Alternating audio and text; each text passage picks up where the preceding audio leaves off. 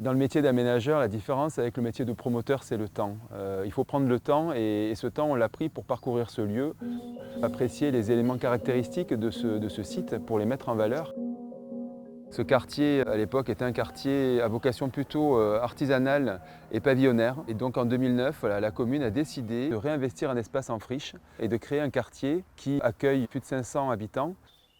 Un quartier qui est construit, qui est réalisé avec un projet d'urbanisme sur lequel il faut imaginer ce qui était effectivement avant. Et donc là, par exemple, vous avez des pins en place. Alors bien sûr, à la construction, c'est une contrainte. On a suivi la topographie. On a des voiries qui épousent l'aménagement sur les matériaux, donc la pierre, sur la végétation, des espèces de lavande, du romarin, quelque chose qui se rapproche beaucoup plus de l'aspect naturel.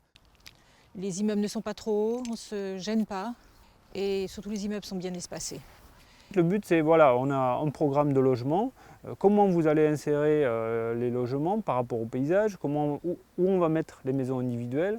Alors nous, l'idée, on s'est dit, attendez, forcément, il faut tracer une route. La route, en fait, on l'a tracée avec les végétaux existants. Donc l'idée, c'était vraiment de préserver la végétation et même de la mettre en valeur. On est devant un bassin de rétention. Il faut savoir que ces bassins de rétention, ils se remplissent 1 à 2 fois par an au maximum et le reste du temps, ils sont accessibles. Ça permet d'avoir vraiment un espace de vie, ce qui ne se faisait pas auparavant, puisque à l'époque, les bassins de rétention avaient uniquement la vocation de protection contre les inondations. On a travaillé avec des pentes très douces et on est venu en fait compléter tous les talus avec de la végétation.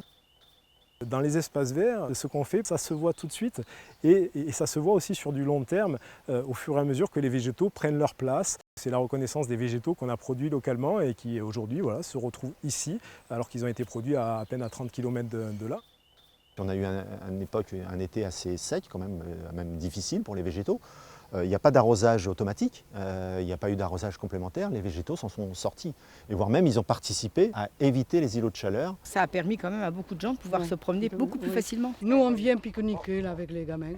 Aujourd'hui, ce quartier, il a à la fois du sens pour ses habitants, mais également pour les habitants de la commune qui y trouvent un lieu de calme, un lieu de sérénité. Amener le paysage au sein d'un projet d'urbanisme.